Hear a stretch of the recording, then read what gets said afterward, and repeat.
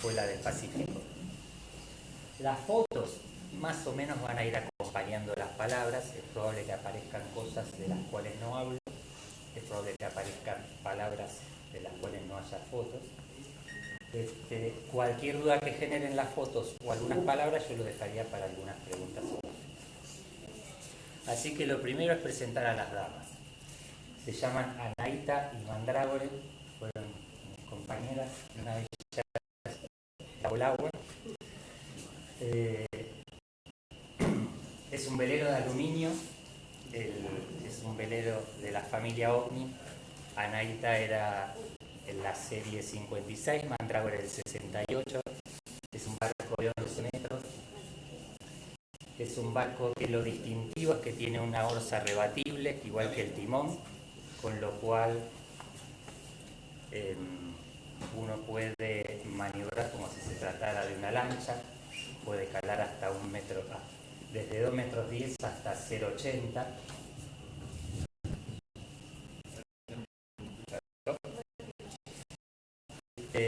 Anaíta tenía 30 caballos de potencia en un motor Volvo, Mandrágore lo tiene de 40, ambas estaban abarroadas con 2 velas en proa y una mayor. Tenían para generarse energía paneles solares y generadores eólicos, además del alternador. Contaban con 150 litros de diésel en su tanque, además de los bidones externos y unos 300 litros de agua. Eso daba una autonomía para andar a motor de unas 1000 millas aproximadamente. Ese es el astillero en donde se la hizo en Francia. Es un velero francés, es un velero muy popular. El Alubat es el astillero que más veleros aluminio ha construido y es la menor de la familia de los Alubat. Dentro de los OVNI, que es el diseño de los veleros chicos que más se ha hecho.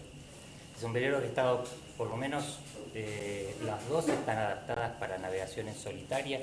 Yo dispongo de todos los cabos en el cockpit, me llegan de diferentes bandas unos 30 o 32 cabos donde yo puedo manejar todos los rizos, las escotas, las brisas y los llamadores de los... Yo me hice en la náutica en San Martín de los Andes. Yo en la década del 90 tomé mi primer curso de timonel con los pamperos que llegaron con aquel programa que se hizo del Mano Zulen. No tuve velero sino hasta el 2007. Mi primer velero fue un velero de fibra de vidrio de 25 pies que tuve en Francia, que se llamaba Tania como presentadora. Luego de eso tuve un segundo velero, un Alfa 25 en San Martín de los Andes. El tercer velero lo tuvimos en sociedad con Manu y otros 2 amigos de San Martín, un velero diseño italiano, porque navegamos un poco en el Mediterráneo. Y mi cuarto y mi quinto velero fueron Anaíta y Mandrágore. Eran gemelos los dos. Disculpe. Los 2 últimos fueron gemelos. Los 2 últimos fueron gemelos. Exacto. Cuando se hundió a Anaíta, yo decía que me estaba casando con su hermana.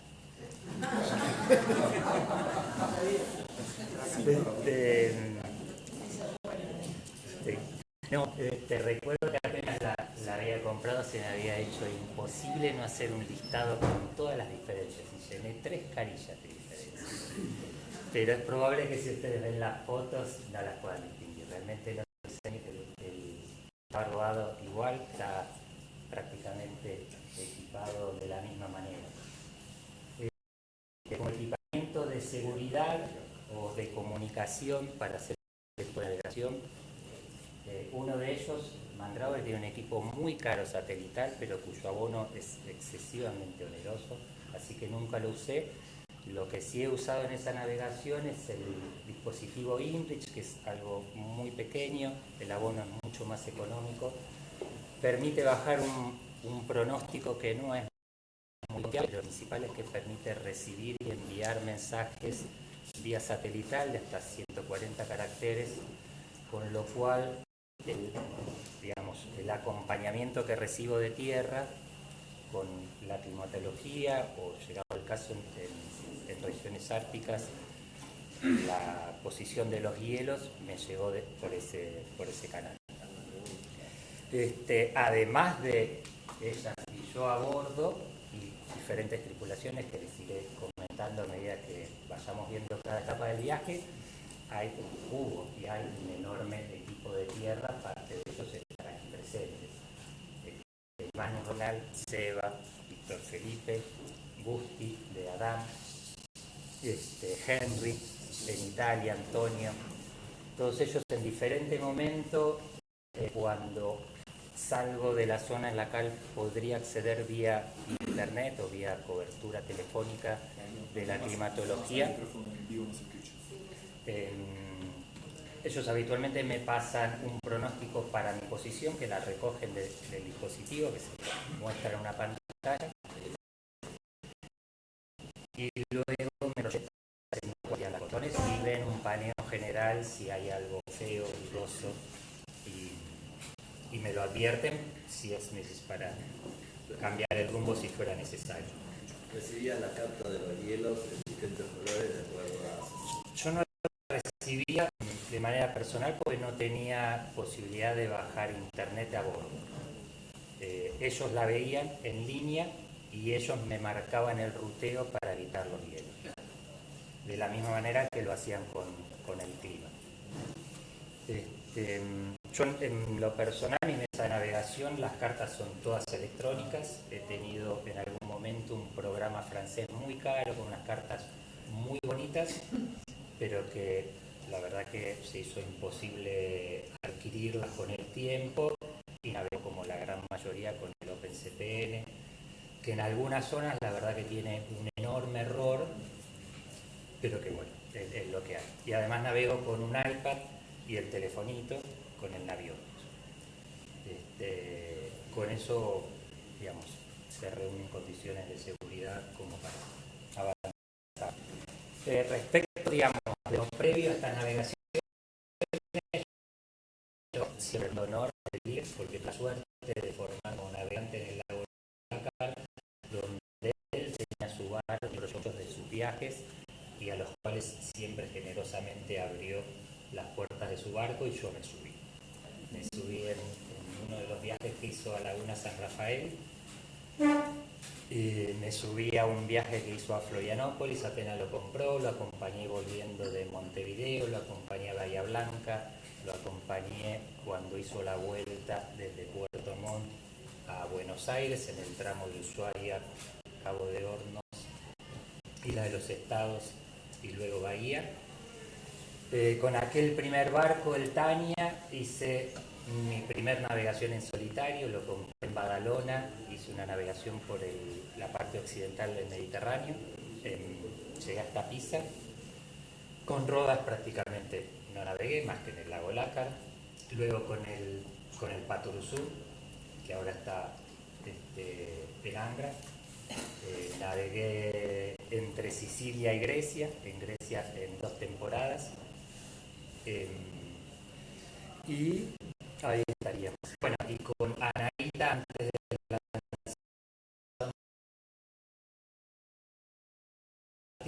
lancha en el Báltico, y luego en Inglaterra, Escocia y Irlanda.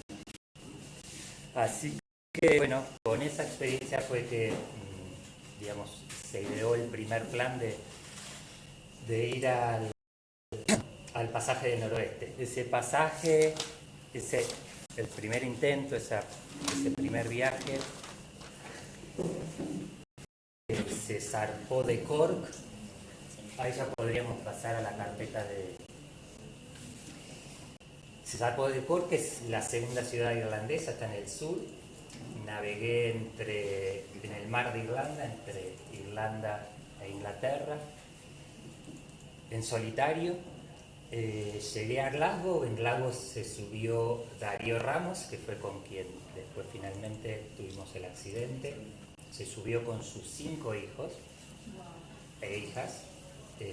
Una de ellas, Delfina, es mi ahijada, y me dio la satisfacción de que cumpliera sus 5 5 años a bordo, lo festejamos en un castillo medieval en el lago Ness. Ellos se desembarcaron en Inverness, que fue donde se subió Busti y Sonia, también socia de la asociación. Allí hicimos los últimos preparativos y en una fecha cercana a el 20, bueno, en una fecha de junio, recuerdo que festejamos mi cumpleaños, así que debe haber sido pasado junio, salimos de Inverness con una ruta que no es la tradicional. Uno cuando habitualmente se lanza al pasaje, salen de Europa, le pegan derecho a Cabo Farvel, que es el extremo sur de Groenlandia. Ya quería conocer Islandia, así que hicimos una ruta un poquito más hacia el norte, entramos en Reykjavik y de allí nos dirigimos a Groenlandia. En Groenlandia, por diversos motivos, digamos, personales, Sonia y Gustavo se desembarcaron, así que quedamos Darío y yo. Ahí ya teníamos alguna información que se venía circulando entre algunas tripulaciones que habíamos tomado contacto, que era ese año el hielo estaba teniendo un comportamiento raro, extraño, no se desplazaba como se esperaba que se desplazara, si bien ya estaba bastante avanzado la temporada. Para que nos ubiquemos, el pasaje del noroeste es la ruta que une los dos océanos a través del océano Ártico, en este caso sobre las aguas de Canadá y Alaska y Groenlandia. Es la última ruta que se pudo atravesar, digamos, si bien los intentos empezaron en el siglo XVI, la coronó Amundsen en una navegación de 3 años, entre el 2003 y el 2006. El primer navegante deportivo fue un holandés, la hizo en el año 78, la completó en una sola temporada y la segunda parte la hizo en solitario, desde prácticamente el primer tercio y los 2 últimos tercios. La complejidad es que uno tiene que ascender hasta casi los 75 grados de latitud norte, lo cual representa el cuello de botella de todo el paso. Toda la ruta son unos 3.000... ¡Ahí está Sonia! La ruta total son unas 3.600 millas.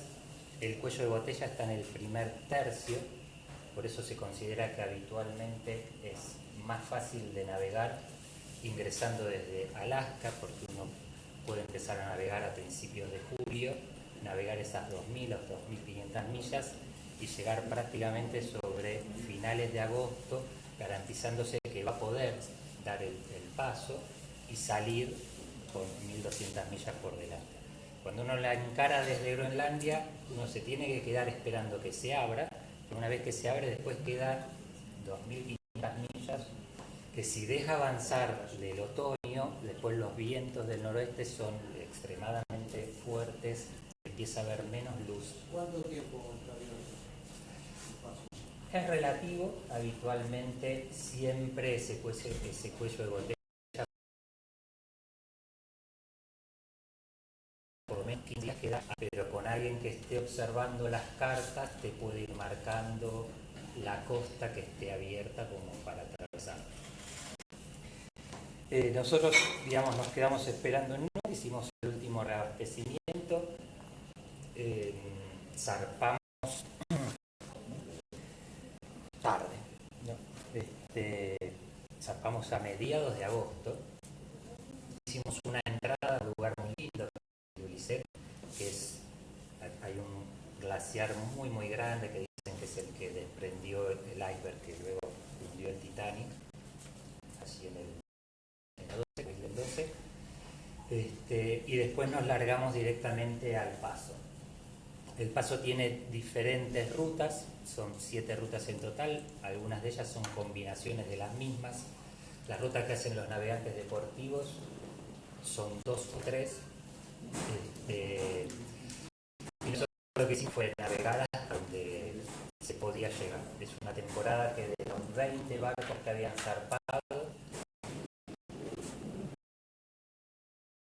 quedaban 4 puestos comerciales porque eran de charter, otros simplemente porque querían darse un tiempo más para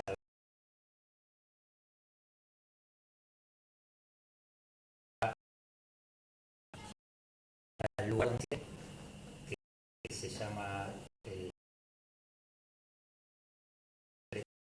una casilla de una vieja compañía comercial que operó años atrás y que oficia como un refugio de montaña. Tiene absolutamente todo lo que uno necesitaría para estar ahí si tuviera algún percance. Y ahí se sucedieron el conjunto de errores que llevaron a que de los 20 barcos uno quedara debajo del agua. Fueron todos errores, si se quiere, pequeños, pero la sumatoria de ellos derivó en algo muy grande. Simplemente se puede narrar que en un espacio que estaba libre de hielo, en el transcurso de unas horas, como suele suceder, se completó de hielo, pero eso no fue lo que generó el accidente, sino que se generaron no solo corrientes, sino contracorrientes muy fuertes, muy intensas, como yo, tal vez uno las había visto. Lo que pasa es que teniendo la oportunidad de ver algo sobre el agua que se desplaza, tiene una mejor imagen de la velocidad que tiene. Habitualmente en toda esa zona se dice que en el mundo hay un 50% de costas relevadas. En el Ártico ese porcentaje se reduce al 5%. La información es muy básica, solo algunos accesos a unos puertos, bahías están bien cartografiados y no hay referencias de corrientes, contracorrientes. Ahí solo puedes encontrar en algún relato algo que le pasó puntualmente.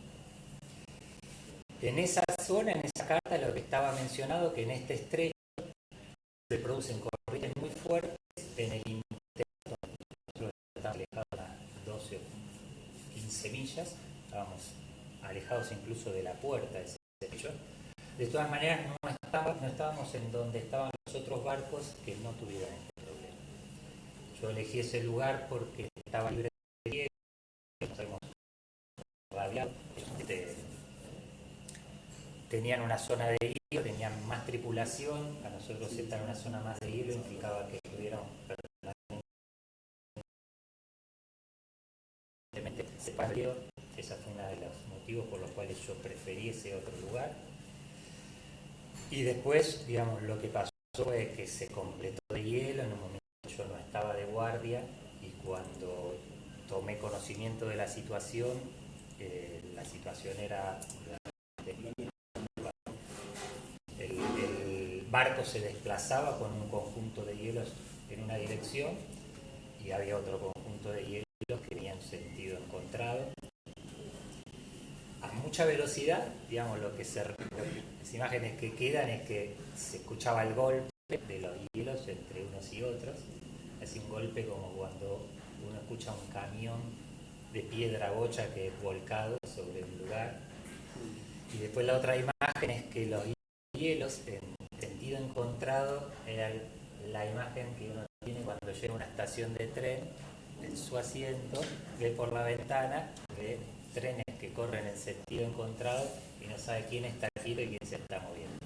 En ese momento uno miraba hacia la costa estaba en movimiento, con lo cual nosotros era lo que estábamos viendo, pero en el medio había dos carriles en sentido contrario. Un bloque muy grande, digamos, hay que separar lo que es el iceberg de lo que es la banquisa. El iceberg es lo que habitualmente nosotros conocemos como ese bloque de hielo. Ese no hay mucho. Ese uno encuentra cuando navega cerca de la costa de un glaciar, pues se prende de un hielo continental. Lo que es común en esa zona es la banquisa, que es el mar que se congela durante el invierno, a partir habitualmente de septiembre hasta primeros días de mayo, que empieza a derretirse, y ese hielo se va partiendo por corrientes, por viento, por diferentes motivos. De esos bloques quedan tipo escamas,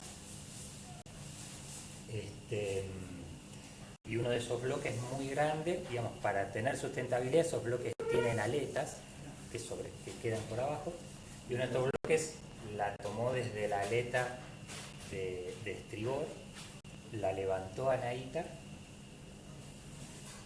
se desplazó, digamos, la aplastó contra otro hielo sobre el cual nosotros estábamos recostados, se descalzó, siguió su curso e inmediatamente bajé. Digamos, en ese momento estábamos los dos en el cockpit, nos caemos, nos golpeamos y cuando entré a la cubierta, al interior, se escuchaba la entrada de las bombas. Yo incluso, no en ese momento, digamos, espero un tiempo, pero ya de distrés lo toma una de las 3 embarcaciones que estaban en la zona.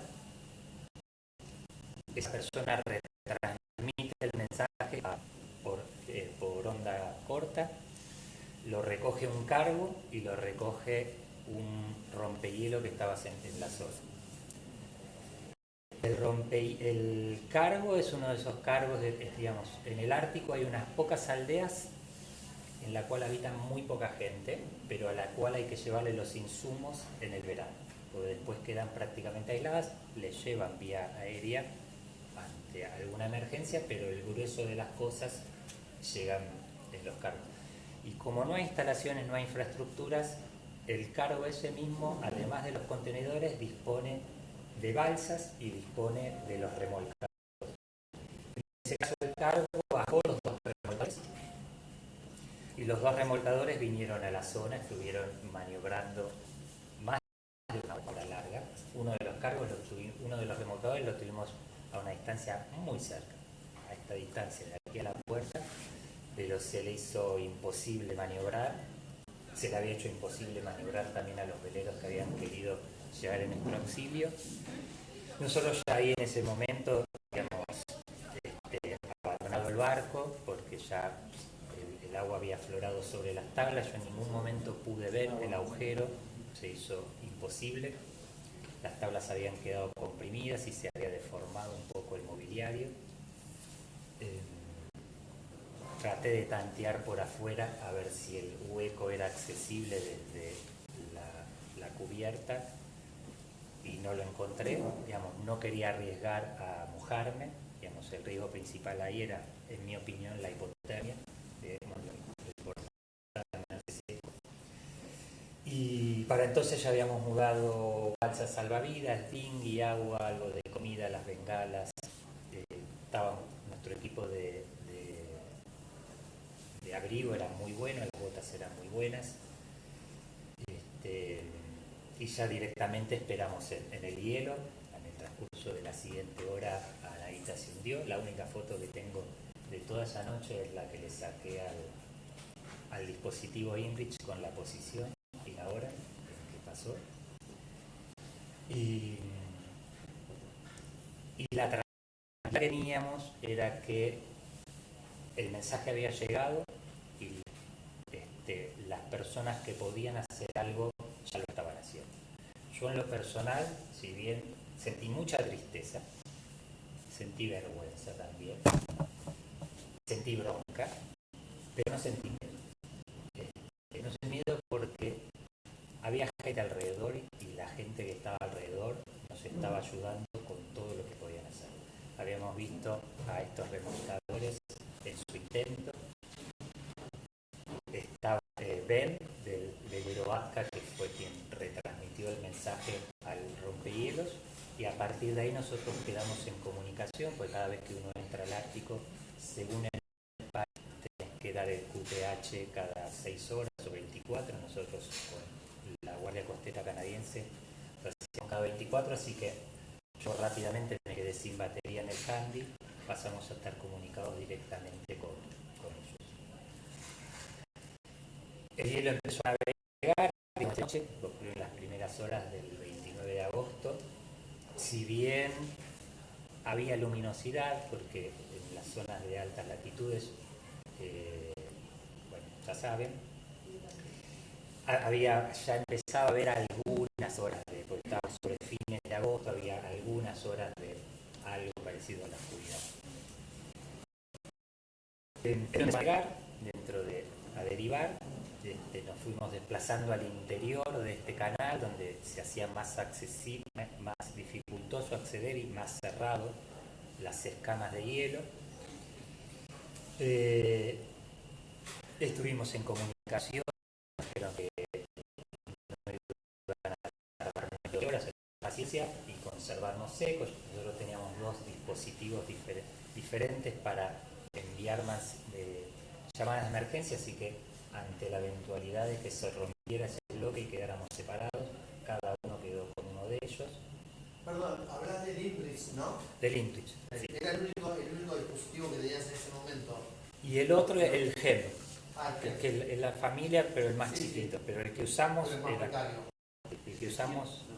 para las comunicaciones era el Intuit. Y no, y nos mantuvimos, la verdad, por la adrenalina que toda la situación nos generó. Nos mantuvimos caminando. El bloque de hielo era un bloque que debía tener un diámetro de unos 20 metros, de una manera oval. Habíamos puesto la balsa y el dinghy en el medio. Yo tenía, digamos, todo el conjunto de bengalas. No fue necesario que nos metiéramos dentro de la balsa para proteger el viento, porque tuvimos mucha suerte. Fue una noche impecable. Si bien la temperatura bajo, no hubo viento, así que no hubo sensación térmica. Lo cual terminó siendo, yo creo, lo que, si en algún momento en nuestras vidas corrieron riesgo, fue ese pequeño detalle. Si nosotros hubiésemos tenido viento con baja temperatura, era muy probable que nos hubiésemos resguardado en la balsa. Lo que sucedió en un momento en que tanto Darío como yo estábamos quietos, si bien habíamos estado el 80 o 85% del tiempo caminando, descargando energía, pero además generándonos calor, fue que Darío en ese momento visualiza el famoso oso, el oso polar, que venía, como caminan los osos, muy tranquilo. Sí. Bueno, ese es un excelente ilustrador. Esas son unas placas que él diseñó para un trabajo que le hicieron en el diario País de España. ¿Estaba en el mismo bloque? No, digamos, todo el canal tenía unos 800 metros de ancho, y de lado a lado todo el canal estaba cubierto por escamas, algo parecido a eso. Lo que no era una escama de hielo era agua congelada. A nosotros nos representaba un riesgo caminar sobre eso para buscar tierra, así que en ningún momento pensamos en abandonar el hielo, sobre todo porque era un hielo muy consolidado. En ningún momento, si bien en el momento en que chocó con otros se desprendieron pedazos y temimos que se pudiera partir, la verdad es que entró a derivar, el hielo estuvo muy consolidado y nunca representó un riesgo eso. Así que no abandonamos, digamos, lo que acordamos era no abandonar el hielo. Pero bueno, el oso se defiende muy bien en su ala, así que estos hielos cuando va saltando así elegantemente. Y uno que a mí me parecía que era un ejemplar joven, venía en dirección recta hacia nosotros. Yo no lo había visto, lo vio Darío me avisa. Yo ahí difiero con Darío, el oso nunca llegó a estar tan cerca como él lo vio. Para mí el oso siempre observó las distancias, fue mucho más respetuoso. Digamos, lo que yo sí pensé, no en ese momento, con la perspectiva del tiempo, es que ante la presencia del viento, en la necesidad de resguardarnos y nosotros estando dentro de la balsa, el oso hubiese tenido la chance de estar al otro lado de la tela que nos separaba. Sí. Y en ese momento, el susto, la curiosidad o lo que sea, sí hubiese podido provocar un encuentro seguramente exitoso para el oso, muy desagradable para nosotros. Pero en la posibilidad de verlo y en la posibilidad de que nosotros en ese momento estábamos inactivos y que inmediatamente la directiva fue somos los de hielo. El oso no va a entrar en una discusión sobre si le corresponde o no, pero sí va a leer un lenguaje corporal. Entonces, lo que queríamos transmitir es que ese hielo era nuestro y la manera de transmitirlo era custodiándolo. ¿No tenían arma? No, nosotros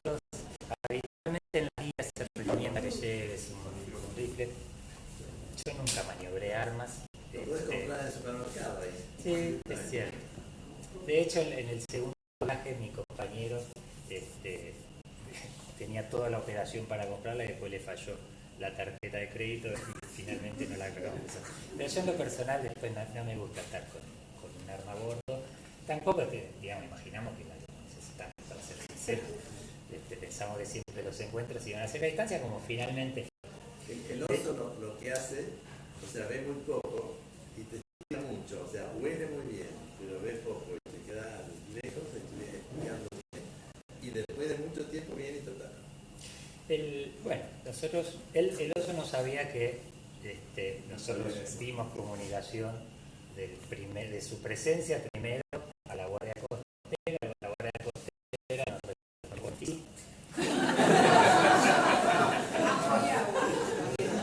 De todas maneras, el oso había respondido muy bien a nuestro gesto de patovica, porque no es que salió corriendo ni mucho menos, pero mantuvo la distancia, me lo dio, guardó los 80 metros. En el momento lo veía, en otro momento quedaba oculto, pero era una tranquilidad. De todas maneras, yo había cambiado de balsa y había renovado las bengalas, así que tenía 4 juegos de bengalas nuevos, 2 nuevos y 2 viejos, y los tenía todos desplegados sin el capuchón, porque una bengala de paracaídas es un chutazo, digamos, cuando sale para sale 300, 400, 500 metros, y en horizontal a 30 metros uno le va a hacer entender al oso que... Así que las teníamos desplegadas ahí, no las usamos. Darío, digamos, aportó algunas cosas que veníamos leyendo en las diferentes oficinas donde interactuábamos con las autoridades, que había que desplegar el material.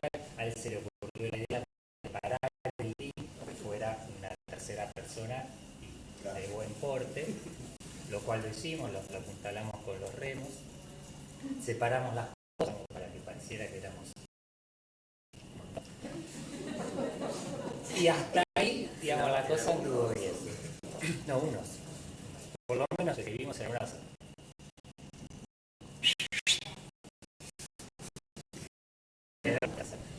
Lo que sucedió después fue lo que finalmente llevó que el ICI se transformara en un helicóptero que llegó a los 40 minutos. Una cosa es tener hasta allá, sí, ok, no hay problema. Y la otra es que bajó una neblina que no se veía de acá, esa columna. Es algo muy característico en el Ártico. Y ahí sí, mandé un mensajito de nuevo, oso más neblina. Y ahí la respuesta fue el capitán del rompehielos envió al helicóptero. Hasta ese momento la idea era que el rompehielos llegara hasta nosotros, y efectivamente a los 40 minutos, algo así, lo empezamos a escuchar, así que tiramos un paracaídas y encendimos algunas bengalas y el helicóptero no se posó, digamos, ahí levitó en el hielo y en 2 segundos estábamos arriba. Así que pasamos al helicóptero, el servicio de la Guardia Costera canadiense, lo diferencial con otros servicios, es una atmósfera muy amigable, no es que digamos vea que sean amigables los militares o los uniformados, pero esto es realmente un ambiente muy distendido. No se ven así, digamos, ellos tienen cadetes a los cuales hacen los viajes de bautismo al Ártico y nos cedieron un camarote, reacomodaron y nos cedieron un camarote, dijeron, ahí está la cocina, 24 horas abiertas, este es el gimnasio, ahí está el casino, este es el zapping, el barco de ustedes. Nos tuvieron en observación 6 horas apenas bajamos en la enfermería. La verdad que no estamos ni deshidratados ni con hambre, no habíamos entrado en shock ninguno de los dos, estábamos digamos, yo estaba muy triste, Darío también estaba muy triste, estábamos choqueados, pero el estado general fue bueno. Tuvimos 3 días a bordo. En el transcurso de esos 3 días, Felipe me manda el mensaje que rescató al navegante que se había quedado con Anaíta en el fondo del mar. El rompehielos salvó mi vida, pero Cristian y Clara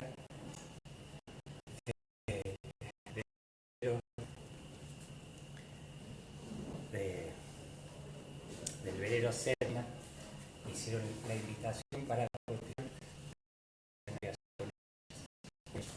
Bien la había recibido de otro velero cuya tripulación la había conocido en una bahía. Para poder imaginarme que podía estar acá hablando de esa navegación y la siguiente. Yo volé, nos bajaron en Resolute, que es una aldea muy chiquita. Darío empezó su vuelta, que fue un chino. Yo tomé solamente un avión a Pont Inlet, que era donde estaban ellos. Ellos tenían un enorme desafío, que era tratar de hacer el pasaje noroeste sin motor y sin escalas. Bueno, solo 2 barcos ese año pudieron hacerlo en condiciones muy extraordinarias. Ese barco no había podido avanzar sino hasta ese puerto, y ahí yo me embarqué con ellos, primero hacia Nuuk y luego hacia Trinité-sur-Mer, que era donde es su puerto base. Ellos son padre e hija. Ellas son padre e hija, y son, digamos, yo ahí aprendí otro tipo de navegación. Ambos se formaron en la navegación de regata, así que la navegación que hacía era una navegación mucho más exigida que la que yo suelo hacer. Yo nunca regateé. Bueno, sí, en el Dakar, pero creo que no califican como regata. Y él fue rubio de los que fueron en su momento récords mundiales, además de muy buen navegante. Y en la última regata del rutero del ganador. Clara también es muy buena navegante. En Francia, cuando uno hace la escuela primaria, puede elegir en el deporte si quiere hacer fútbol o aprender a navegar. Es tan accesible como eso. Ella eligió aprender a navegar. Y él, toda la tecnología que ofrece para afuera la utiliza de la voz, igual. Él dice que si de acuerdo al mapa de viento vos tenés que estar acá, y a las condiciones de tu barco vos tenés que estar acá en tal momento, vos tenés que estar acá. Ellos gentilmente me ofrecieron, si yo quería ser guardia, no me lo exigieron, lo cual para mí volver a hacerme responsable de un barco, siendo que yo sabía que no estaba en condiciones de que se rompiera nada. Digamos, mis guardias fueron muy estresadas, pero las asumí, ¿no? Emocionalmente yo no podía en mi guardia que pasara nada, pero sabía que sí quería, digamos, retornar a la televisión. Y ellos me ofrecieron al Sedna y su compañía para hacerlo. Y navegué en esas condiciones que yo nunca había navegado, lo cual fue un aprendizaje y además de un enorme placer, que son 2 hermosas personas. Cuando llegué a Francia, en verdad casi que empezó en el rompehielos, pero fue una sucesión de encuentros maravillosos que me permitieron seguir pensando en el proyecto de navegar. En Francia 2 personas se enteraron que había tenido un accidente, uno de ellos era argentino, me ofreció su casa para quedarme ahí. Yo ahí me enteré que el seguro me pagaba el barco, información que no había tenido durante el primer mes, con lo cual tenía que empezar a ver barcos. Yo quería comprar el mismo barco.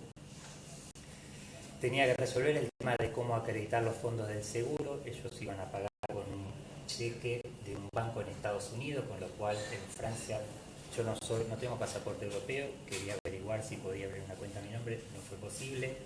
Fui a Andorra, donde recibió un ahijado, sobrino, novia que vino, y también me mimaron y tratamos de abrir la cuenta y no es posible. Después fui a Pisa, donde me recibió Henry y Annalisa y Diego, y también intentamos abrir la cuenta, no fue posible. Pero ya sabiendo que la plata estaba, venía googleando y mandando correos a cada uno que publicaba un OVNI 345, y apareció Mandrágora en Almerimar. Así que viajé allá. ¿Dónde estaba? En Almerimar, cerca de Almería, en el sudeste de España. Viajé ahí, le pedí plata a un amigo para señarlo. Lo compré sin nada, de solo verlo. Y me fui a Estados Unidos, donde finalmente me recibió otro amigo, Hernán, de 25 años que no lo veía, que también se enteró del accidente y me dijo, venite que lo resolvemos.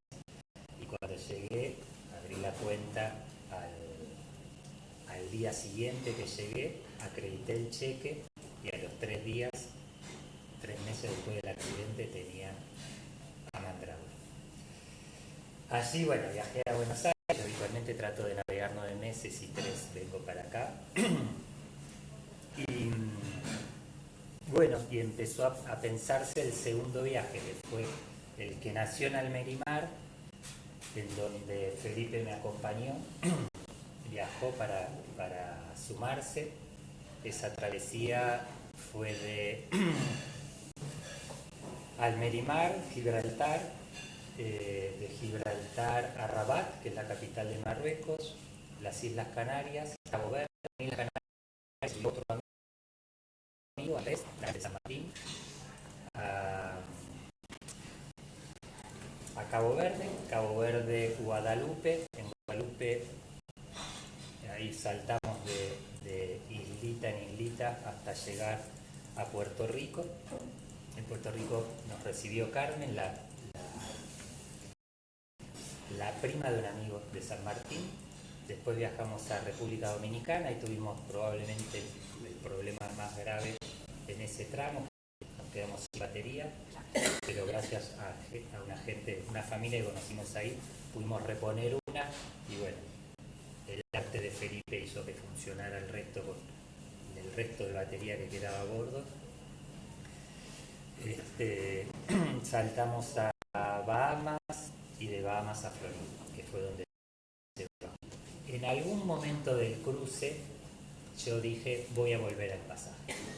Cuando salí de España era simplemente porque ya había navegado antes para el Océano Báltico, conocía las Islas Británicas, no iba a bajar por la costa africana, no me iba a meter en el Mediterráneo, que había hecho ya algo de navegación con el Patrusú y con Tania, así que había que hacer el cruce. Y en algún momento surgió la idea y ahí empecé a armar los tiempos. Ya había mucho para navegar, para subir después la costa este de Estados Unidos. Así que en Florida me encontré con la tripulación de la otra embarcación que me había hecho la invitación, con Didier y Sofía. Didier y Sofía, me lo recomendaron ellos. Y ahí se embarcó Javier, que no es navegante, un amigo de Hernán que me había encontrado, y monté la costa este de Estados Unidos. Yo no lo sabía. Toda la costa este de Estados Unidos tiene un conjunto de canales internos bellísimo. Yo no lo conocía, creo que no está lo suficientemente promocionado. Yo navegué un poco por afuera e hice más de la mitad por adentro, mezcla ciudades viejas, bases de zonas industriales, zonas agrícolas. La verdad que lo disfruté mucho. Después visité Nueva York. En Nueva York me recibió una amiga, Laura. Luego navegué hacia New Bedford, Newport y Boston. Laura me acompañó un tramito. En Boston me encontré con Hernán, que había resuelto un problema en Florida, y con otro amigo de la secundaria que hacía 30 años que vivía en Canadá y que se viajaron los dos para festejar mi cumpleaños en Boston. Leo viajó un tramito por la costa de Canadá y antes de cruzar, antes visitamos Halifax y en Halifax tuve la enorme satisfacción de encontrarme con Teresa. No fue casualidad, la verdad la ruta la tomé un poquito después. Teresa era la enfermera en el Royal y la verdad que fue una madre para nosotros. Habíamos llegado con lo puesto y traía todos los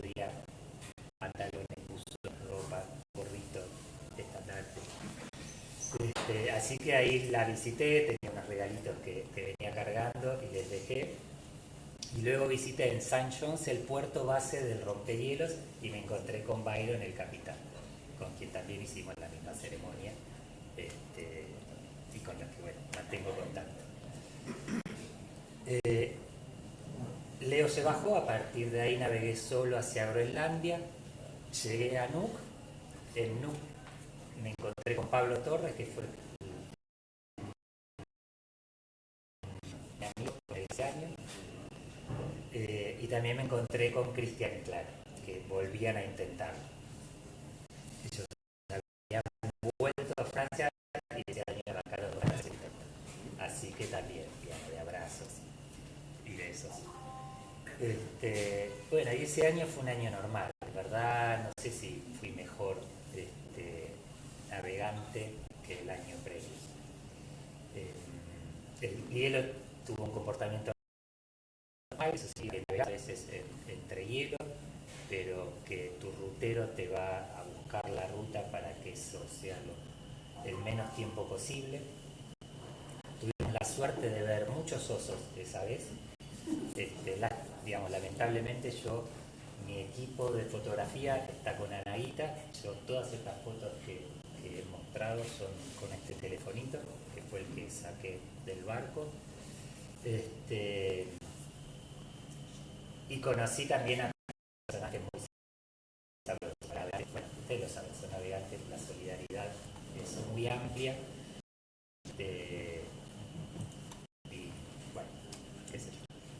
Así que en Cambridge Bay coincidimos con muchas de las tripulaciones que nos habíamos visto en Nuuk antes de salir y que después cada uno había hecho su ruta. En Cambridge Bay, si bien es la mitad, es cuando Amundsen dijo, después de invernar 2 años en Port Haven, lo lograron, pues sabían que ya había salida para el otro lado. Entonces, si bien todavía quedan casi 1800 millas por delante, en ese momento uno considera que ya está.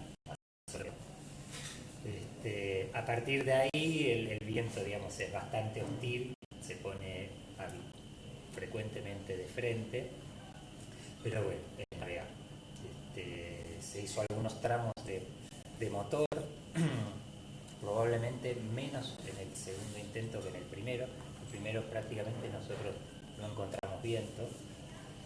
Y llegamos a Nome, que se considera la salida o la entrada del paso, que es en Alaska, a mediados de septiembre, casi 35 días después de zarpar de Nome. Navegamos con Pablo hasta Kodiak. Kodiak está después de la tropa del que tiene Alaska. Y yo de ahí navegué en solitario de nuevo el Golfo de Alaska y busqué la costa donde se repite un poco el paisaje que hay en el sur de Chile, en el norte de Noruega. Se abren un sinfín de canales, islas, realmente es un paisaje bellísimo, no tanto en otoño, que llueve bastante, hay mucha nube y se pone bastante fresco. Allí bajé la costa de Canadá. En algún momento se sumó Laura, mi amiga, la que habíamos estado juntos en Nueva York, viajó a Juneau, que es la capital, y se bajó en Ketchikan, creo, y después continué solo hasta Vancouver. En Vancouver me encontré también con una amiga que en San Martín de los Andes yo solía administrar unos apartamentos de alquiler turístico. Esta anécdota es linda. Una vez Gusti me dice, che, tengo una amiga acá que está haciendo una bicicleteada, así que si podés bancarla. Sí, como no, decir. Llega, había salido de su propósito era llegar hasta Santiago de Chile, pero lo estaba haciendo en monociclo. Así como suena. Así que estuvo unos días en casa, descansó por supuesto, y luego el segundo encuentro con ella fue ahí en Vancouver, donde vive con su esposo que se dedica a fabricar bicicletas eléctricas. Ellos navegaron conmigo, trajeron a su bebé de 1 semana, fue la tripulante más joven que he tenido a bordo, navegamos desde Vancouver hasta Victoria. Y después de ahí hice una tirada larga prácticamente por toda la costa oeste de Estados Unidos. La costa este de Estados Unidos, bueno, está afectada por los vientos del oeste, que suelen ser en esa época en otoño bastante fuertes, y casi todos los puertos, excepto el de San Francisco, están sobre los ríos interiores. Bueno, ya saben, la corriente del río en un sentido y la ola en el otro hace que se arme un festival de escarceos, por lo cual la mayoría de los puertos, mientras yo lo transité, estuvieron cerrados, lo cual me obligó a hacer una tirada larga con vientos intensos y ola grande, habitualmente en la aleta, no de frente, hasta que pude entrar en San Francisco. En San Francisco me encontré con Randall es un navegante estadounidense, es el capitán del Molly. Y bueno, ustedes saben, aquellos que viven en países donde hay muchos navegantes y vos te querés destacar, entonces tu proeza tiene que ser cada vez un poquito más grande que la del anterior. Randall, en tren de buscarse un desafío de estas características, se pensó lo que él llamó el viaje en 8, que es salir de San Francisco hasta Cabo de Hornos, circunnavegar la Antártida, volver a pasar por Cabo de Hornos, ir hasta Groenlandia, hacer el pasaje del noroeste y llegar de nuevo a San Francisco con un barco de aluminio de 13 metros, 14 metros, de los 90. Randall, además de ser un excelente navegante, es una excelente persona, como suele coincidir.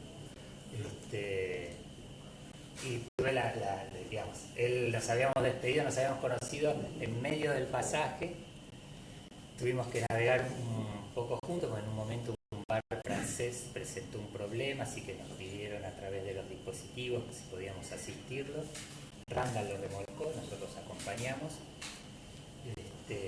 Luego coincidimos en Tuktoyaktuk, que es un puerto justo antes de la frontera entre Canadá y Alaska. Nos volvimos a encontrar en Nome, donde era la llegada, compartimos una cena y luego lo vi en San Francisco. Así que de allí navegué a Santa Cruz, además de muy amigo mío de aquí, y de allí ya hice la tirada hacia México, hacia Ensenada. Ensenada es un puerto que está a unas pocas millas del límite entre México y Estados Unidos. Habitualmente muchos veleros de Estados Unidos prefieren invernarlo allá o tenerlo ahí porque los precios son más convenientes, tanto los trabajos como la marina. Así que ahí quedó descansando Mandrágore de esa larga temporada de navegación que empezó en Almerimar en marzo, el 5 de marzo, terminó en Ensenada un 30 de noviembre, fueron 270 días y fueron 17.000 millas. ¿De qué año es eso? Eso fue en el año 19. Bueno, de todos esos se me está pasando que hubo asistencia de todas esas personas que mencioné al principio, que fueron los que me facilitaron información de todo tipo a lo largo. No sé cómo andamos de tiempo, pero acá teníamos previsto la primer pausa, una pregunta y después nos largamos a navegar por el Pacífico. No sé cómo viene ahora, muy mareado, saco algunas velas.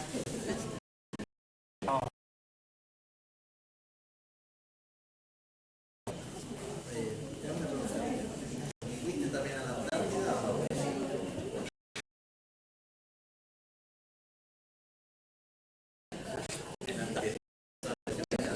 Sí. Allá es mucho más aventura. No sabes si vas a pasar, pero la Antártida es muy linda. Sí, sí, está agendado. En algún momento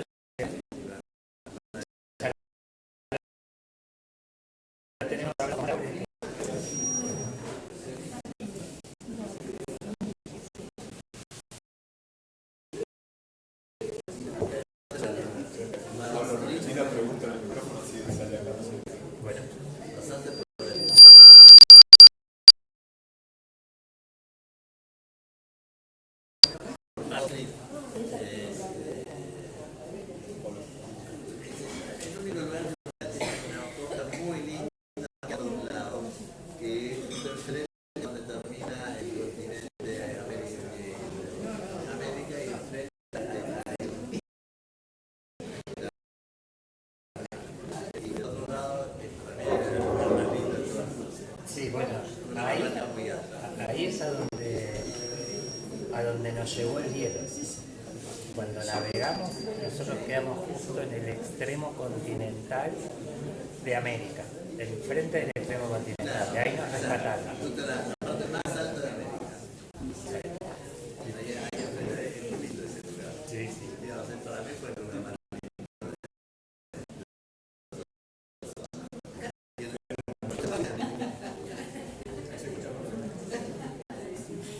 ¿Tres dónde estuviste? Disculpe. También nos llevó donde nos desembarcó el rodeo. Y de ahí Darío salió con avión hacia Canadá, la verdad que fue mucho más complejo lo de él que lo mío. Yo con un avión ya estaba embarcado con los chicos y ya resuelto ese problema. Darío creo que tuvo que tomar 4 o 5 vuelos para enganchar. ¿Sabes que en ese pueblito, que pasa el invierno ahí, el 40% no aguanta? Y después cuando nos monté acá en la marina, acá en los puertos en la base de la marina acá, o sea, no tienen tanto problema, pero tienen bastante ese problema también, pero Bueno, largamos, seguimos. Sí, seguimos con la... ¿Hay más preguntas? ¿Hacemos la otra parte del viaje? Sí. Bueno, el barco quedó en Ensenada. El barco quedó en Ensenada. Yo dejé Argentina cuando ya lo del COVID empezaba a expresarse como el problema que finalmente fue. Yo no tuve problemas para volar y a partir de las políticas que aplicó México tampoco tuve muchos problemas para moverme y terminar de preparar el barco. México prácticamente todo el comercio estaba abierto, no había actividad turística, pero se podía conseguir prácticamente todo. Lo que sí que estuvo restringido y a mí me afectó fue el tema de las compras transcontinentales. Las compras en Estados Unidos no presentaron problemas, pero compras en China o en lugares más alejados, incluso en Europa, sí lo representó. Y también lo más importante afectó. Yo en verdad habitualmente navego mucho en solitario, pero trato de coordinar, trato de planificar de manera tal de ofrecer esa información a los amigos y amigas para que aquellos que tengan intención puedan subirse y bajarse sabiendo más o menos fechas para que puedan preverlo y tomar los vuelos de manera más económica.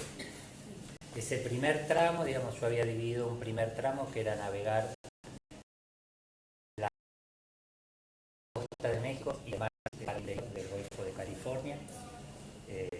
En palabras de Jacques Cousteau, el vivero,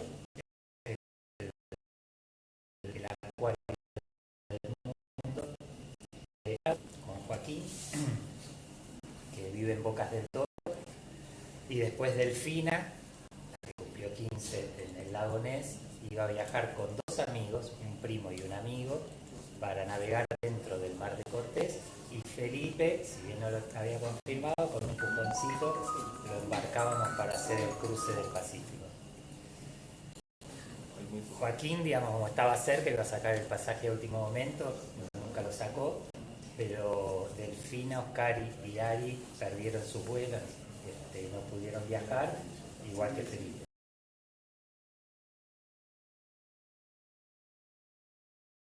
Así que no era opción, o bueno, continuar con el plan de viaje.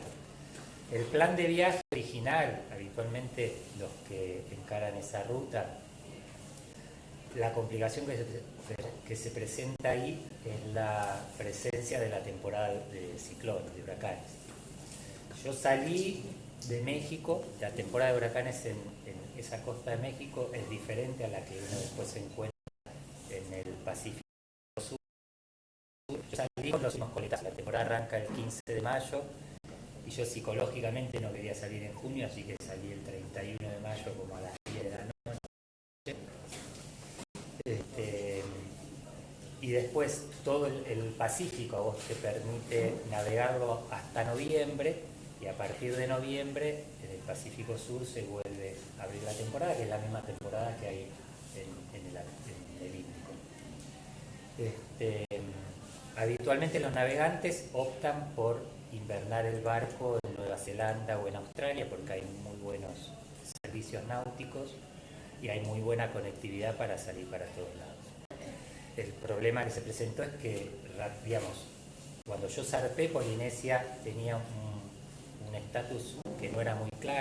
Te decían que sí te dejaban entrar, que no te dejaban entrar. Lo cierto es que si uno iba a navegar 28 días o un mes, no le iban a decir vuelva y encima navegando con el viento en contra. Ni tampoco le iban a decir que continúe, porque todos los países del Pacífico se cerraron, e incluso algunos todavía están cerrados herméticamente. Fueron 28 días de navegación entre Ensenada y Nonukuhiva, que fue donde hice el ingreso, sino otra isla. ¿Ensenada o La Paz? Perdón, gracias, Mar. Ensenada fue donde había invernado, había entrado al Golfo de Cortés, había preparado el barco en La Paz y desde La Paz fue el salto. Fueron 28 días.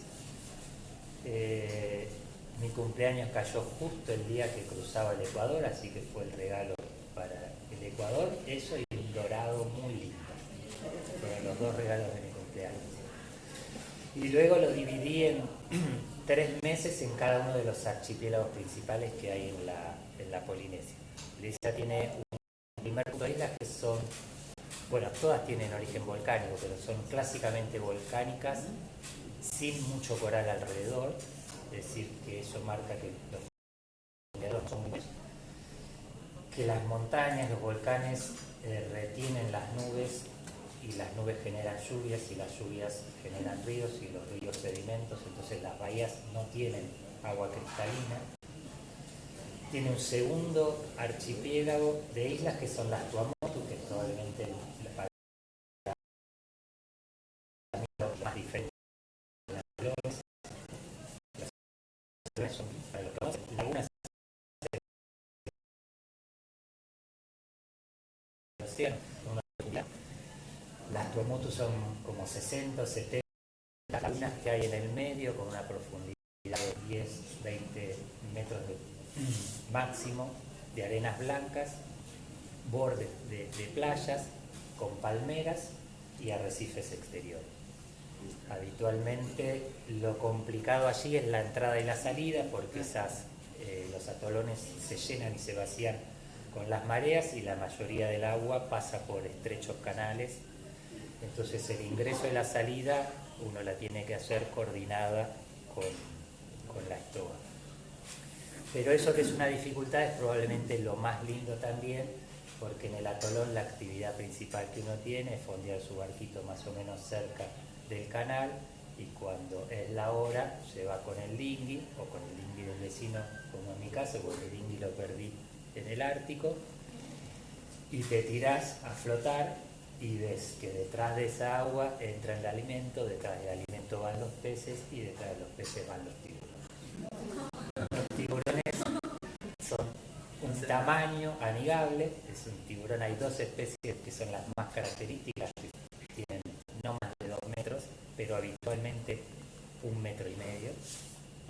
Rehuyen la presencia, es decir, hay excelente visibilidad, así que se puede ver muy a la distancia. No tienen ningún interés en provocar un encuentro, pero tenés la oportunidad de tenerlos muy cerca y todos los peces que alrededor de él suelen juntar. En el caso nuestro hubo uno que se agarró de la cola un tiburón, se agarró con el tiburón. Sí, hay algunos lugares en los cuales los tienen alimentados para que haya incluso contacto. Claro, porque hay restaurantes ahí, tiran toda la comida al agua, entonces están muy bien alimentados, entonces no pasa. Yo me reservé un mes para las Marquesas, un poquito menos, 3 semanas, un mes para las Tuamotu y después un mes en la Isla de la Sociedad, que son las más conocidas, las que están más desarrolladas turísticamente, donde está Tahití, Urea, Raiatea. Yo siempre llevo una bandera, si bien el barco está embanderado en Estados Unidos por una cuestión práctica. Siempre llevo izada en la banda de tribor la bandera argentina y es una trampa argentina. Así que cualquier argentino que anda por ahí se acerca. En este caso tuve, digamos, dos encuentros muy lindos, uno con Enrique, Miriam y Dume. Enrique es argentino, vive afuera y embarcado hace muchísimos años, ahora con base en Papete. Y Nicolás, Ivana, Lisandro, Leo y Agustín, es una familia, en este caso Ivana es la argentina, Nico es francés, y ellos estaban en una etapa de su vida. Ellos habían comprado un barco para navegar 2 años y coincidimos en esa zona y la verdad que hicimos un tramo muy grande juntos, entre otras gente que uno se va encontrando aquí y allá. La última de estas islas es Maupiti, es la que uno ya ahí empieza a tener más espaciados. A partir de ahí se suceden muchos estados muy pequeños insulares, Cook Island, Tonga, Niue, que yo no entré,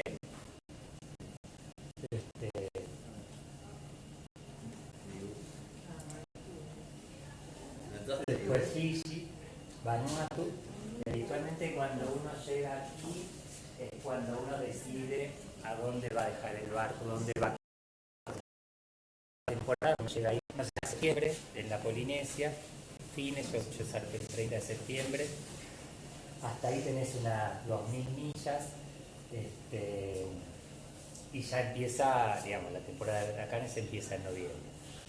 La clásica opción es bajar a Caledonia y algún puerto de la costa australiana. Si te desprendiste antes en Fiji, ahí podés bajar hacia Nueva Zelanda.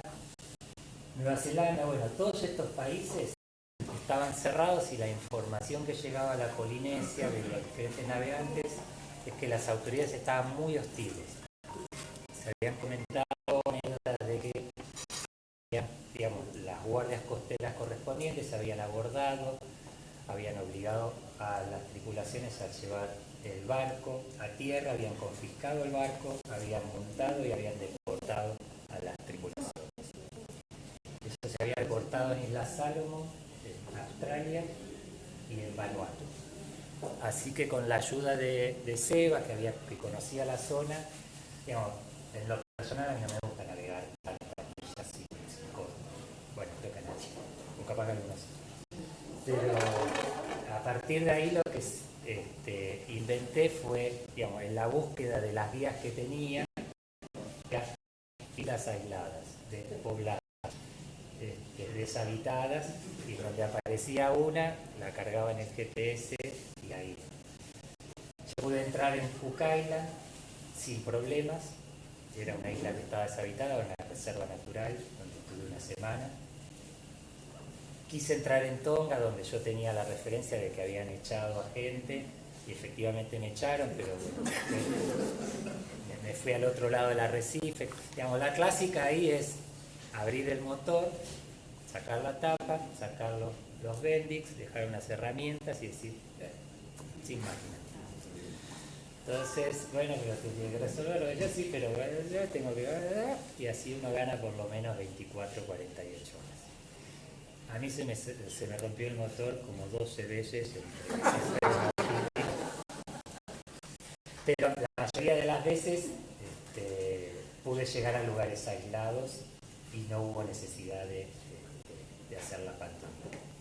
Ahora te quería hacer una consulta. Hasta acá nos está mostrando dos películas diferentes, una romántica y una totalmente de acción. ¿Cómo dominaste las emociones? ¿Cómo lograste Déjame que cierre el viaje y ahí entramos en él, si te parece. ¿Sí? Estamos bien cerquita, ya casi llegamos a Papúa. No, Papúa es un país pobre, tiene 9 millones de habitantes, tiene serios problemas de todo tipo, habla 850 lenguas, sus 9 millones de habitantes. En todo, desde que uno se aparta de la Polinesia más desarrollada, que es principalmente Fiji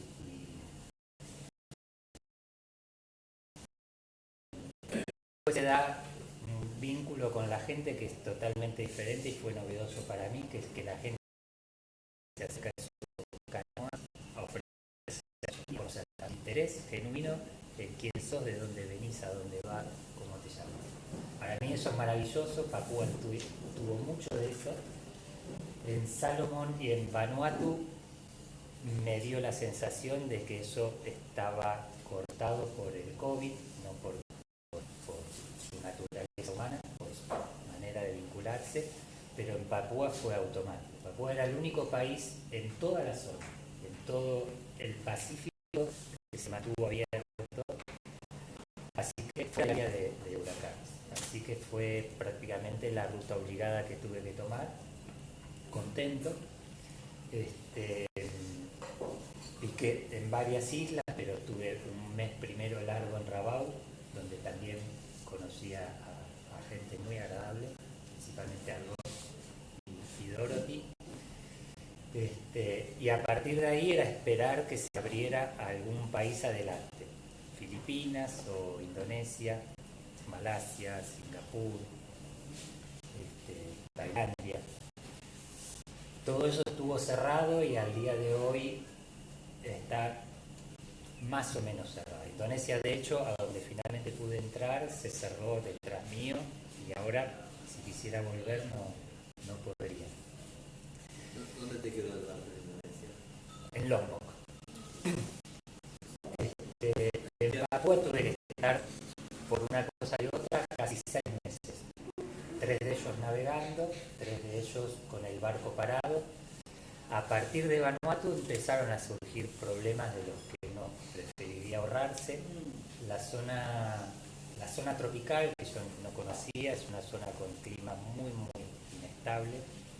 En el día puede variar más de 360 grados, es decir, el viento puede volver, pero después de haber dado toda la vuelta alrededor tuyo, y también en intensidad, es decir, en el transcurso del día uno puede tener unas 2 horas con 50 nudos y puede tener una calma. Yo el problema probablemente más grave, uno de los dos, fue en Vanuatu, una isla de Vanuatu. Había elegido en la carta, que no estaba muy señalizada, un recife para darme protección de los vientos dominantes que son del sudeste. El viento rotó, se puso del sudoeste, donde yo no tenía protección. En muy pocas horas levantó 50 nudos. Yo en ese momento había alargado el ancla en un lugar donde no me había podido lanzar a verificar cómo había quedado. El agua no era suficientemente cristalina. Yo tenía un recife que me protegía a unos 100 metros, que cuando el viento rotó y armó una ola de 1 metro o tal vez más, quedé muy cerca del arrecife. El barco llegó a tener 2 metros de agua abajo. Lo traté de aguantar con el motor, pero el barco era abatido, digamos, se me hacía imposible mantenerlo en contra de la ola, hasta que en un momento dije, bueno, me fui a la proa y corté el fondeo y abandoné la zona. Yo sabía que como yo estaba en una zona que iba a resultar fácil reponer el fondeo. Mi segundo fondeo era un fondeo mucho más liviano, con un tramo muy corto de cadena y con cabo emplomado. A partir de ahí empecé a elegir fondeaderos muy seguros, lo cual me restringió mucho el margen de maniobra. Pues había que buscar que no tuviera gente y que también fuera muy protegido de todos los cuadrantes. Y se repitió el mismo accidente con las mismas características en otra isla, Nínigo, cuando estaba esperando que abriera Indonesia. Digamos, yo había abandonado Rabaul, donde me había anunciado muy cansado, había sido como 4.000 millas más que el primer cruce. Y Indonesia cerró, digamos, cuando iba a entrar estaba cerrado, pero había cerrado por 15 días, así que me había quedado en una isla próxima a la frontera, como para que en el momento que me llegaba la información de que abrieran, yo hacía el ingreso. prorrogaron 15 más 15 más 15 más 15 hasta abril. Así que en esa espera pasó algo de características similares. Protección de una isla con arrecifes, anclita, barco, cambio de viento, anclita, barco, recife y corté el cauce. Tuve la fortuna de que en el momento que, digamos, yo había querido recogerlo antes y me había resultado muy difícil, digamos, se me hacía muy difícil que el barco se mantuviera aproximándose hacia el fondeo sin nadie en el timón. Y con el malacate no era suficiente, solo porque el cabo no lo recogía. Así que había pasado la noche prácticamente en vela, y en el momento en que a la mañana en que me estaba preparando el desayuno, de repente veo que el barco había girado y que se dirigía hacia allá. Así que logré encenderlo y bueno, allí quedó el segundo fondeo. Ahí hice un ingreso de emergencia en Jayapura, que era la ciudad más cerca que tenía, que era Indonesia, y en Indonesia, en Jayapura, bueno, más allá de que no se mostraron nada cordiales para recibirme, me dieron muy poco tiempo para resolver el problema, que se resolvió de una manera muy precaria. Digamos, no conseguí cadenas que engancharan el malacate, conseguí solo cadena, yo uso cadena de 10, conseguí cadena de 12 y me hicieron un ancla por la cual pagué $420, que capaz que se mostró ahí, que era un ancla que apenas abandoné ese puerto, fui a otra bahía y que me hizo pasar dos muy malos. Pues no se agarraba, era una ancla tipo almirante, que resbalaba en el fondo, y que 2 noches se había soltado, en uno de los días se había soltado, y quedaba colgando todo el fondeo, era algo así como de la cadena de ancla, era imposible para levantar a mí, a la cual acudí a pescadores que andaban por ahí para que me ayudaran, y otras 2 noches tuve que recoger el ancla con el barco a mano, lo cual decidió que tenía que ir a buscar la solución a Madán. A Madán, que fue donde pasé 3 meses, llegué con la vela rifada, sin el fondeo, se me había roto el teléfono y era malaria. Había tenido un episodio de diarrea muy fuerte. Cuando llegué dije, digamos, sentía que la malaria tiene esto, que tiene ciclos. En un momento me estaba muy desmejorado, había perdido bastante peso y averigüé para hacerme el testeo. Allí la malaria es endémica, así que el testeo se hace, digamos, de una manera muy ágil en el laboratorio. Me dio positivo, efectivamente, las tabletas para el tratamiento. Y cuando me fui a hacer el segundo testeo me dio igualmente positivo. Y lo que había aparecido en el medio de esa semana era que se me había quemado un bizcochuelo. El bizcochuelo yo lo cocino hasta que se huele en la cabina. Y no lo olí. Con lo cual,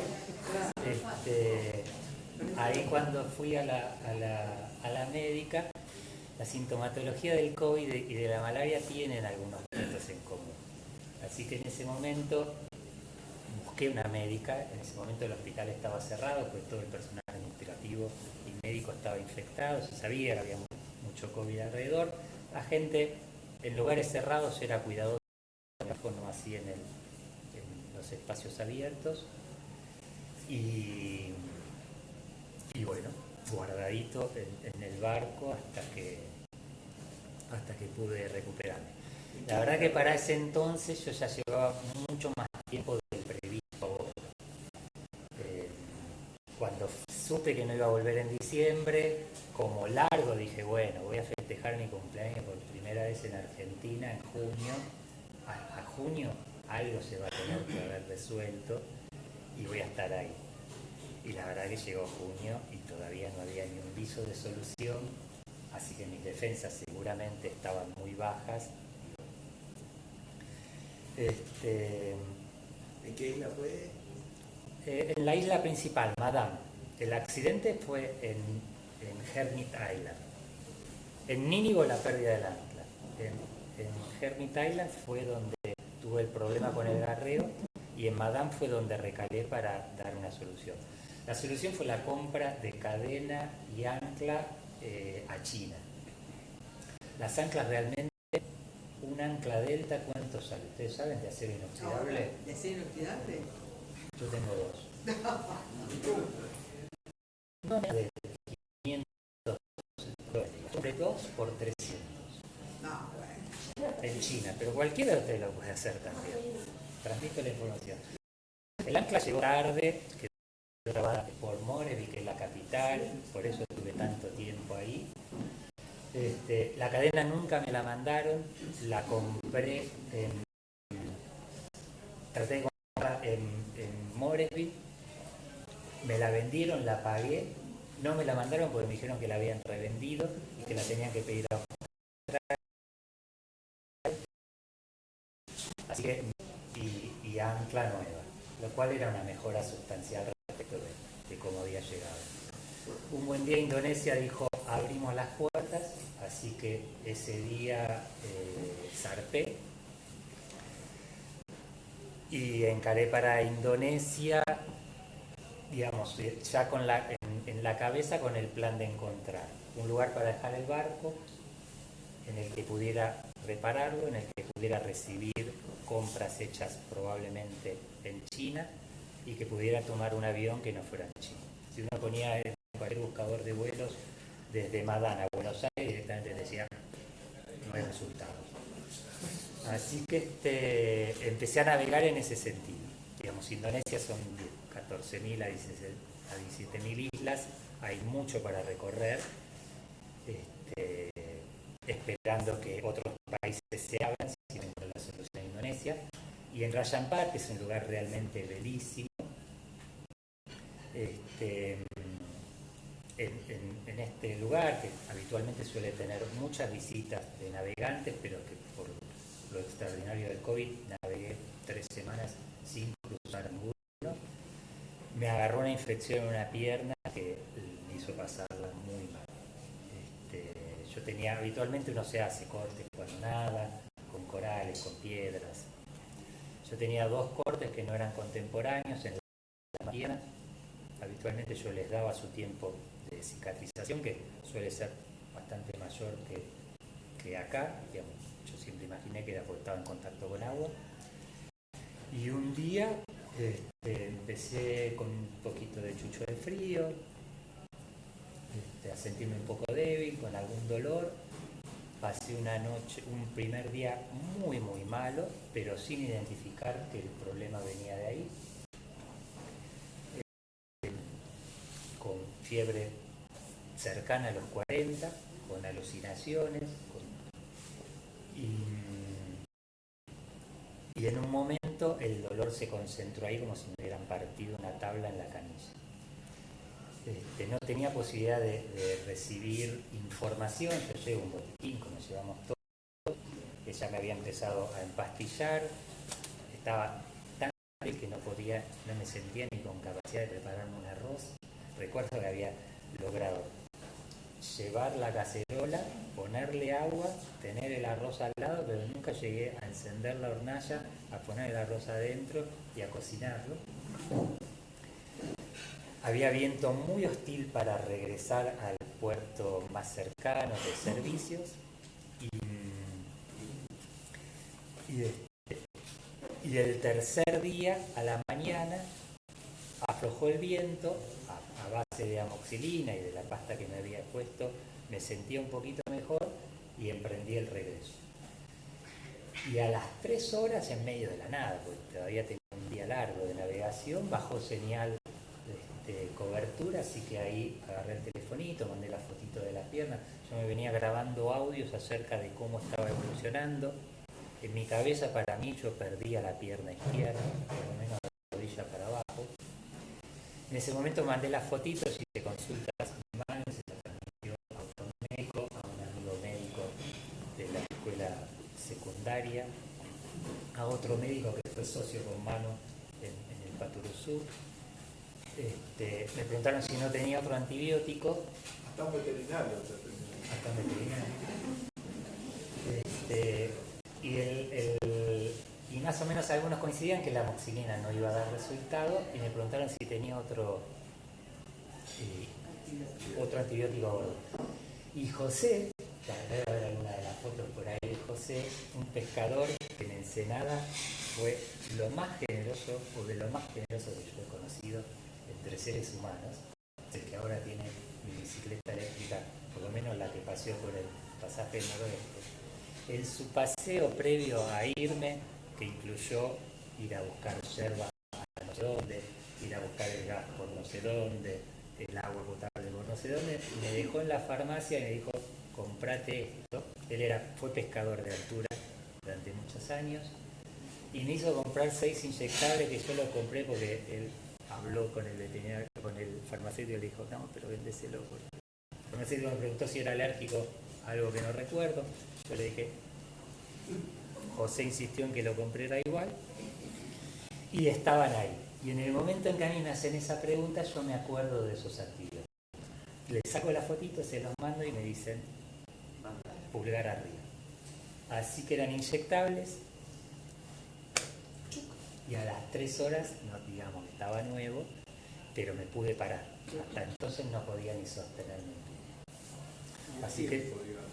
¿Cómo? Y a tiempo. Sí. La situación no se da. A mí me preocupaba que había pasado mucho tiempo desde el inicio de la infección y que estaba muy, muy débil. Así que llegué ahí, me recibió otro amigo que era, digamos, el que me había ayudado a resolver otro problema que había tenido cuando llegué a Soro. Me llevó al médico y yo en verdad el médico me diciendo así, claro, ¿cómo no va a ser el médico? Y el médico me dejó internado 3 días en un hospital con una sonda pasándome antibióticos. Y eso fue para mí ya decir, este viaje llegó a su fin. Así que a partir de ahí, si bien estaba en la búsqueda, digamos, había navegantes en ese lugar, sí, había bastantes navegantes, así que accedí a más información que no tenía. Me recomendaron una marina que estaba a 1000 millas en Lombok. En mi cabeza eran, digamos, una navegación de unas 4 semanas. Empecé a buscar pasaje y finalmente arribé ahí. Arribé ahí, viajé el 3 de septiembre, el 29 de agosto, el mismo día que había ido a Anaíta, en Lombok. Y ahí se cerró esa segunda temporada de navegación. También. El mayor tiempo en que yo estuve embarcado y el mayor tiempo que yo estuve fuera del país también. Y la verdad que muy disfrutado del primero, la verdad que confieso que en la parte final no lo fue tanto, con esta sensación agridulce de que en realidad estás en un lugar hermoso y que no tenés el interés o no tenés la misma motivación para ir en la búsqueda de lo que puedo ofrecer. Así que bueno. Quedó en tierra. Quedó en tierra.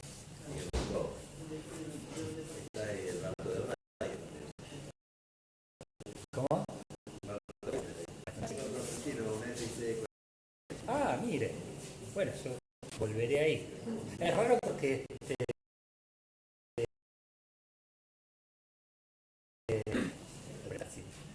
si hay barcos argentinos no me lo mencionan. Casi no hay. Así que bueno, ahora sí. Siento que ya... Ah, bueno. Se había hecho más tarde.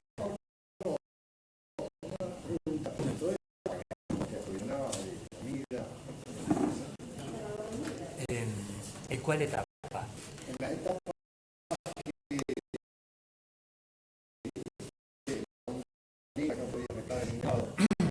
yo había hecho una compra en México de alimentos secos. Hago 35 kilos. Y después los frescos, digamos, principalmente frescos. Las frutas y verduras no se hace fácil en la isla. Lo había hecho latas y demás en Tahití, antes de zarpar, que le había acompañado a Enrique. Pero, digamos, lo otro es que cuando llegás a estas islas, la gente te lo va a ofrecer.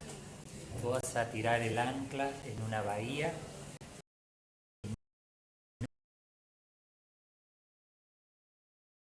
no va a mucho tiempo de hacer viejos que van a estar ofreciéndote frutas y verduras. La verdad que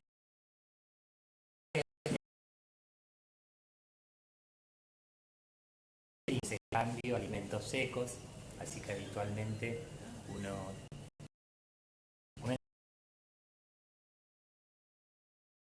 trato de proponer cambio, no te lo piden, no es que te dicen esto sale ni esto vale.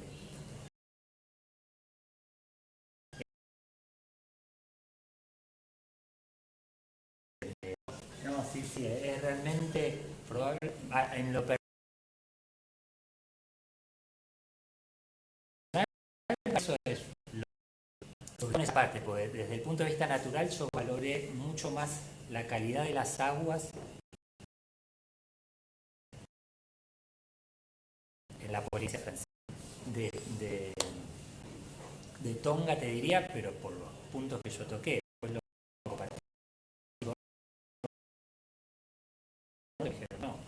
No, yo no disfruté tanto los snorkel y los buceos en esa parte como los disfruté. ¿Es fácil volver a Argentina desde ahí? Desde ¿Es fácil volver a Argentina desde Lombo? 4 vuelos. Gracias. Bueno, no, fue trabajoso. Pero bueno, no tenía opción.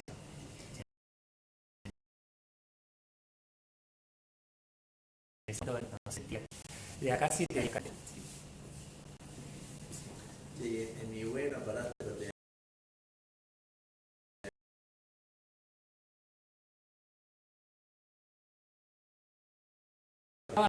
muy linda ahí. Sí. Tu país. Sí, me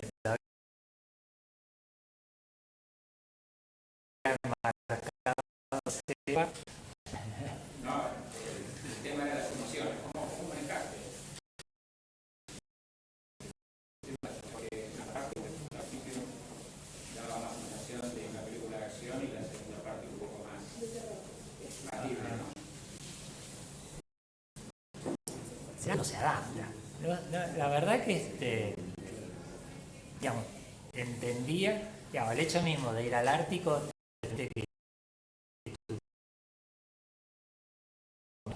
y en la Polinesia, cuando vas navegando en el trópico, nada, es tu mar. Pero la verdad que no lo siento ni como una película de acción, una cosa, ni como relajo absoluto. La navegación en el Pacífico tiene bastante estrés, digamos. Por ahí uno se queda más con la película de la palmera, la playita, el atolón, pero es una navegación que tiene bastantes complicaciones. Las entradas y las salidas a los atolones son estresantes, porque es muy raro que vos no tengas una ola que le esté apuntando y que te genere un tremendo escarceo ahí y no están marcadas, así que tenés que leer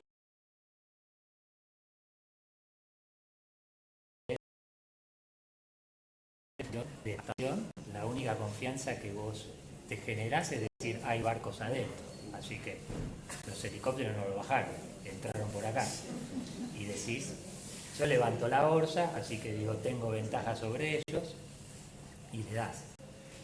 Y después tiene temas de corrientes y bueno, y que son extensiones muy largas y que más allá y el solitario, la verdad que siempre hay una cuota de tensión en eso.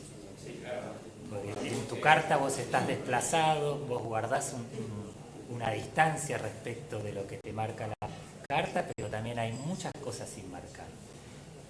Y también hay, bueno, mucho aparejo de pesca suelto. Que, bueno, hay una zona en la cual yo he golpeado muchísimo el casco.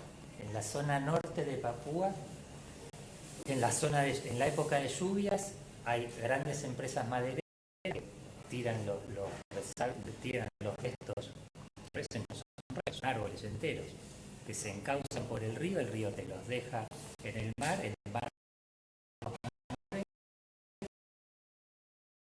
podría estar viendo que yo no lo hago constantemente para evitarlo, pero a la noche no existe esa chance. Y si tenés una ola y un tronco que tiene un volumen considerable golpea el casco, tenés un problema grave. O si estás navegando motor y ese tronco se traba, es un problema. Entonces, es relajado cuando estás en la playita, fondeadito. Bueno,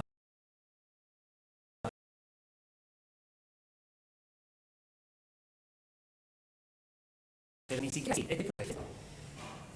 otro encuentro lindo. En francés navega con su barco de aluminio. Nos encontramos en Nuuk, en el inicio del pasaje del noroeste. Nos encontramos en Cambridge Bay, justo a la mitad, y nos encontramos en Nome al final. Nos dejamos de ver, él de allí navegó directo a Hawái y yo hice la bajada por la costa. Y nos volvimos en Rayate. Las zonas protegidas. Pasó el mismo fenómeno. Cambio de viento, barcos fueron trasladados rumbos a su barco, los pudo reparar parcialmente y después lo tuvo que sacar a tierra. Y 2 barcos se perdieron, 2 barcos de fibra en ese momento. Dentro de la ploma. Dentro de la ploma. Todos los años se pierden barcos en la ploma. Con una delta minifondeo y 50 metros de cadena. ¿Por qué no estudiarlo después de una... Ahí a aquella zona me pasó lo mismo, o sea, cambié varias veces. Y al final lo solucioné poniendo, o sea, la delta, o sea, y quedaba detrás. Sí, y eso nunca más la vi, nunca. Sí. Me pasaron ese dato. Después de que tuve el primer accidente se me hizo imposible conseguir una Danforth y no tenía una segunda fácil de encontrar. Nunca más la vi. Sí.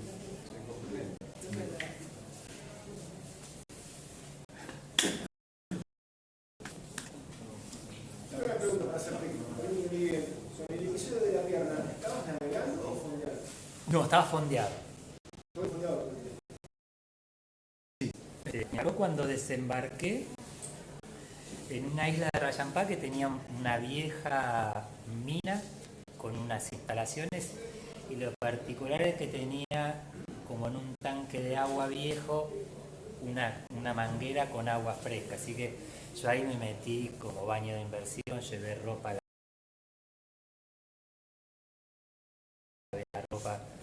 como si hubiese llegado al spa.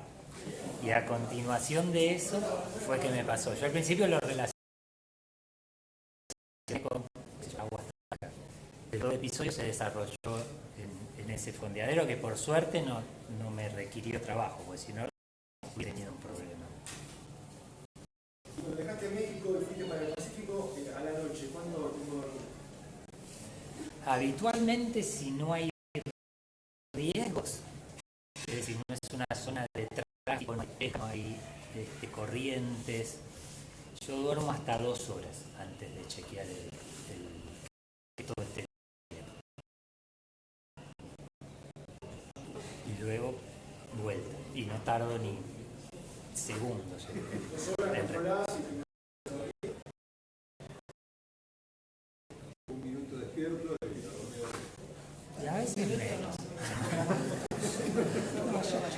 menos te lo hago. No tenés el récord de... No. Sí, yo a veces veo solo ni siquiera saco, a veces veo solo lo del instrumental, la carta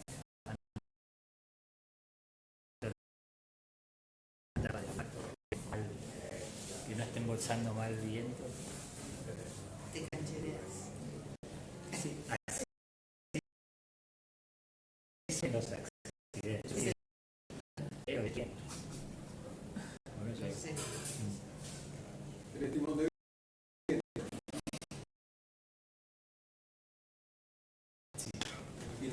Alemán muy bueno, muy liviano, el Wind Pilot. Y en el segundo usaba un Aries que sin mucho un poco más. Pero así, sin piloto de viento, a mí no me requiere, yo no estoy para atrás, así como me imagino que hacen muchos, pero te consume mucha energía. Que si necesitas o más recarga o un banco de baterías más Piloto grande automático. con el piloto automático. Yo eso lo solucioné de una forma muy simple. Le puse un hidrogenerador. El hidrogenerador, yendo a 6 nudos, le daba para el piloto automático, el portal, el heladero, el Sí, freezer, es todo. excelente. Y arriba de 6 nudos, además cargaban cargaba la batería. Con lo cual, yo usé el principio sin prender el motor. Mira, sí, mi barco difícilmente alcanza los 6. Yo habitualmente en el barco puedo haber pisado los 5 y pico, pero en el Pacífico yo bajé muchísimo el rendimiento. Sí. Anduve en 4,5. ¿No tuviste mucho fracción fuerte en el Pacífico?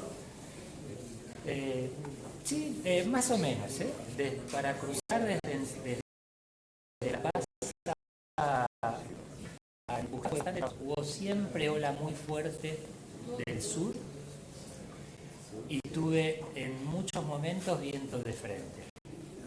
Sí, no tuve vientos portantes. Yo salí tarde, yo después vi las cartas de viento y en verdad para el mes que yo había salido, que ya era junio avanzado, sí, si hubiese salido antes me habían dicho que sí, que hubiese tenido un viento más favorable.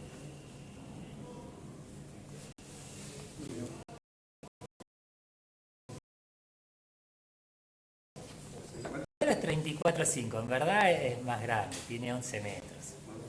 Te voy a dar un tip. Claro.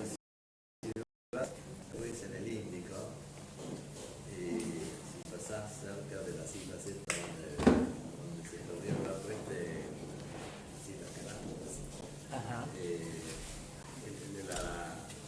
que ha ido en Argentina a bordo, en la vuelta. Ajá. Hay zonas, pasó acá también en el sur, que para mí fue una sorpresa total. Para mí nos agarró, íbamos navegando muy tranquilo, con viento bastante fuerte, pero bien. Por suerte, estábamos los tres adentro. Y nos golpeó, nos metimos con el agua, o sea, yo estaba en la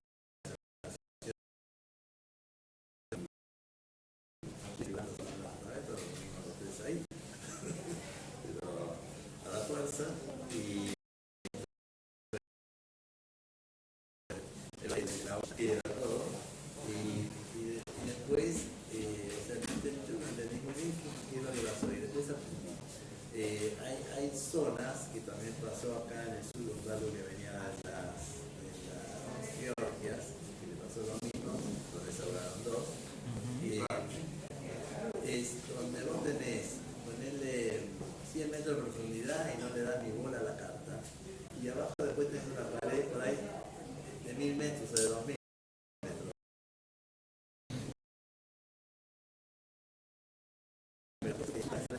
Cada tanto largan una ola gigante. Y entonces, y esa norma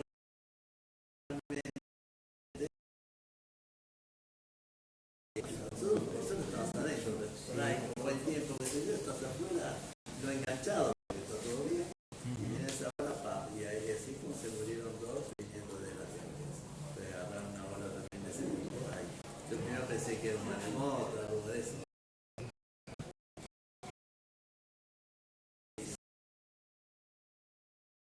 Sí. Ellos navegaban por ahí, ellos navegaban porque hacían la ruta.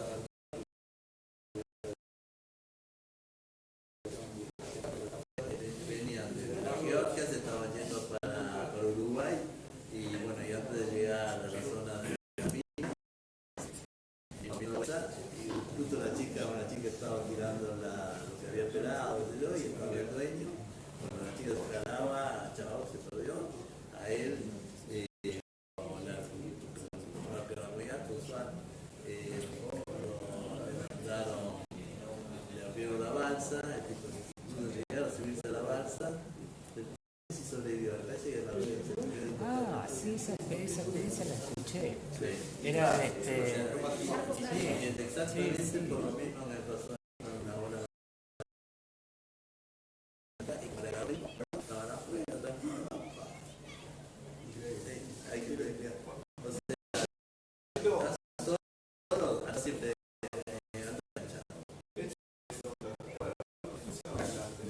no, esa sí. No. Ahí que está la quilla.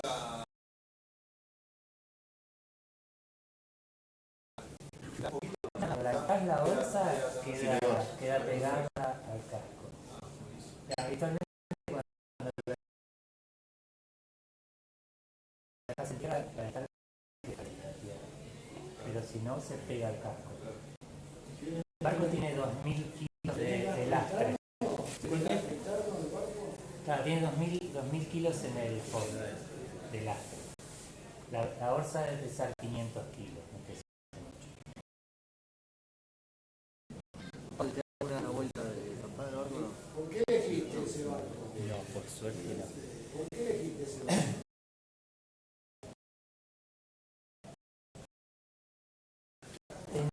Cuando fuimos a Ushuaia, yo me embarqué, se desembarcó Busti. En la facila había un ovni en el varadero. Yo nunca había escuchado hablar de los ovnis. Y Felipe me habló muy bien de los ovnis. El barco es bonito, tiene una línea que a mí me gusta. Y después me puse a buscar y bueno, se promocionan como los 4x4 del agua. Es un barco que en Francia se ha ganado mucha confianza, no es el único astillero, hay otros astilleros que prefieren la lora. Y la eslora la elegí por el presupuesto y por lo que yo puedo navegar en solitario. Es decir, quiero que sea, buscaba un barco que pudiera, no me diera temor o me restringieran las navegaciones que pudiera plantearme en solitario. Y quería un barco que pudiera ir a cualquier parte del mundo.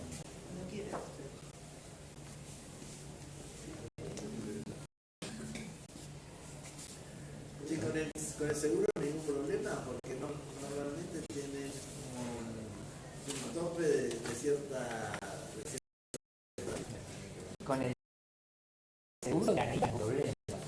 Con el seguro de Mandrágora mucho porque nunca más pude asegurar un barco yo.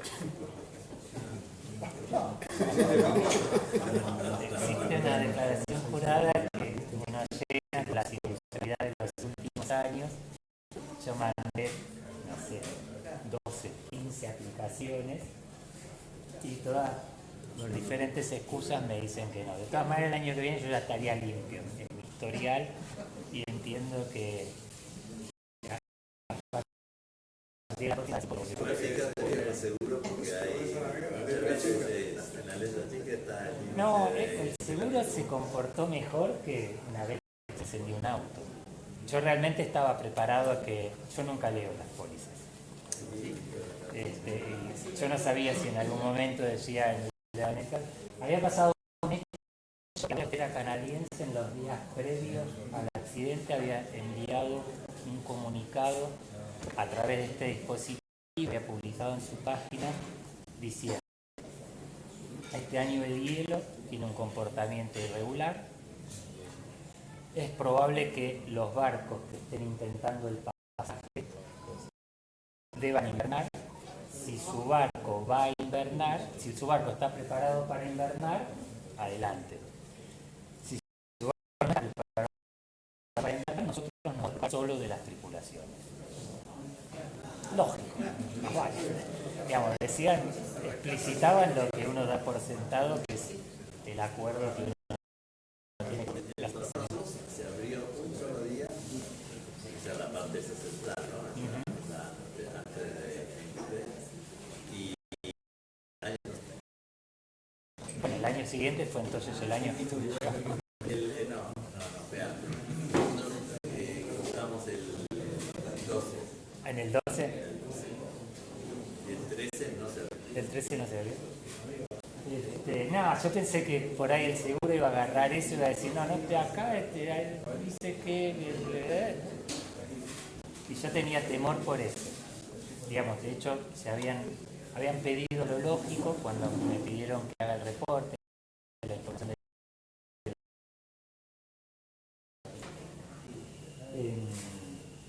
Si te cuento, Pero no sabía, estaba a esperarme con que... ¿Cómo a esto? Lo de... usamos un vaso de madera.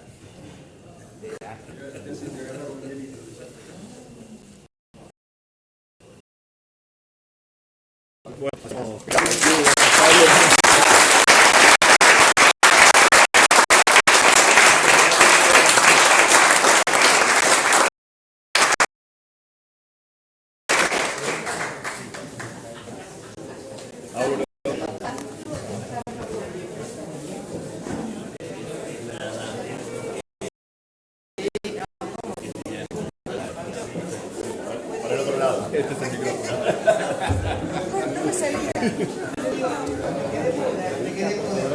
Pablito, la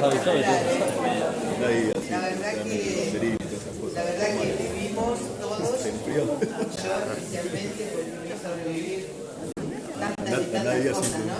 Pablito, me convenzo cada vez más que el viaje nuestro, sobre todo de los solitarios, son los viajes de los encuentros, de los seres humanos. Sí, tener que navegar tanto para encontrarse con seres humanos maravillosos, ¿no es cierto? Así que te agradecemos. Nos hiciste vivir, Dios mío, estamos llenos de camas y llenos de olas. Una maravilla, te agradecemos muchísimo, Pablito. Muchas gracias.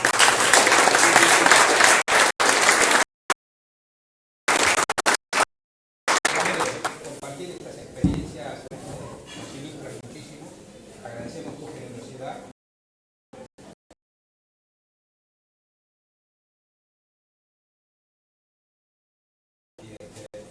Todo y simplemente te queríamos dar un pequeño reconocimiento de Muchas gracias. participación.